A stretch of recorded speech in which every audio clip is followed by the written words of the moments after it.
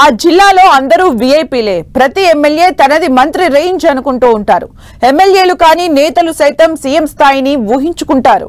ఇక మంత్రులుగా ఉన్నవారు కూడా తమ మాటే శాసనం అన్నట్లు అధికారం చెలాయించాలని చూస్తారు. కానీ అన్నీ ఉన్నా అల్లుడి నోట్లో శని అన్నట్లు అక్కడి నేతల అధికారానికి అధిష్టానం కత్తెర పెట్టిందట. ఏదైనా సరే ఇన్ఛార్జ్ మంత్రి ఇష్ట ప్రకారమే జరగాల్సిందని తేల్చి చెప్పేశారట.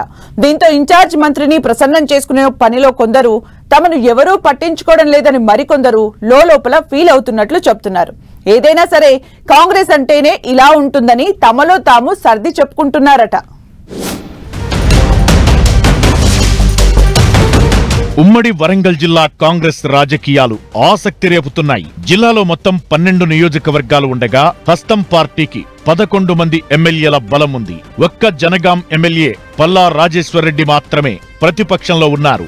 ఇక 11 మంది ఎమ్మెల్యేల్లో కొండా సురేఖ, సీతక్క మంత్రులుగా ఉండగా సీనియర్ ఎమ్మెల్యేలు కడియం శ్రీహరి, రేవూరి ప్రకాష్ రెడ్డి, దొంతి మాధవరెడ్డి వంటి వారు తమ నియోజకవర్గాల్లో తామే హోల్ అండ్ సోల్ అంటున్నారు. ఇక ఎమ్మెల్యే కానప్పటికీ జిల్లాకు చెందిన వేం నరేందర్ రెడ్డి ముఖ్యమంత్రి సలహాదారుగా ప్రభుత్వంలో కీలక పాత్ర పోషిస్తున్నారు. ఇలా బయటకు వరంగల్ కాంగ్రెస్ లో అంతా పెద్దలుగానే కనిపిస్తున్నప్పటికీ వీరందరిపై పెత్తనాన్ని పక్క జిల్లాకు చెందిన మంత్రి పొంగులేటి శ్రీనివాసరెడ్డికి సీఎం అప్పగించడంతో తమ మాట చెల్లుబాటు కావడం లేదని మంత్రులు, ఎమ్మెల్యేలు ఫీల్ అవుతున్నట్లు ఊహాగానాలు వినిపిస్తున్నాయి.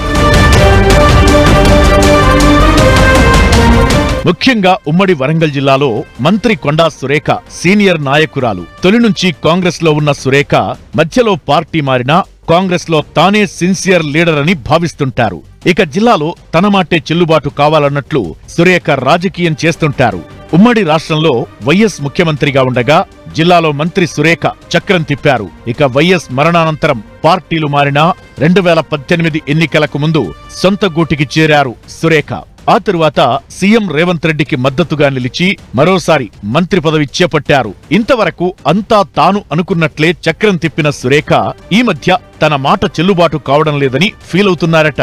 జిల్లా ఇన్ఛార్జి మంత్రిగా పొంగులేటి శ్రీనివాసరెడ్డికి బాధ్యతలు అప్పగించడం, అంతా ఆయన అనుమతి ప్రకారమే నడుచుకోవాలని సీఎం సూచించడంతో సురేఖ చేతులు కట్టేసినట్లయిందని చెబుతున్నారు ఆమె అనుచరులు. తన సొంత నియోజకవర్గానికి సంబంధించిన నిర్ణయాలను కూడా తాను స్వయంగా తీసుకోలేకపోవడం వల్ల రాజకీయంగా నష్టం జరుగుతోందని మంత్రి సురేఖ ఆందోళన చెందుతున్నట్టు చెబుతున్నారు.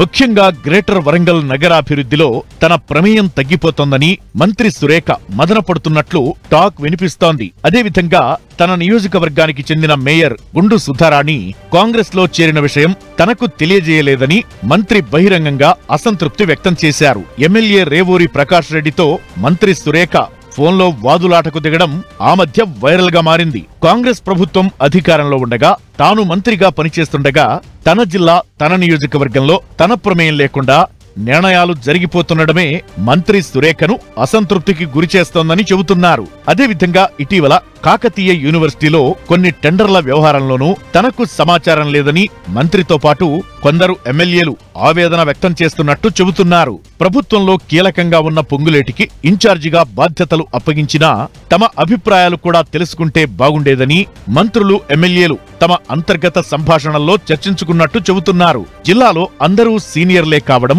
పైగా ముఖ్యమంత్రి రేవంత్ రెడ్డితో నేరుగా సంబంధాలు ఉండటంతో ఎవరు ఈ విషయంలో బహిరంగ వ్యాఖ్యలు చేయనప్పటికీ మంత్రి పొంగులేటి తమను కలుపుకుని వెళితే ఇంకా బాగుంటుందని చెప్పుకుంటుండడమే హాట్ టాపిక్ గా మారింది.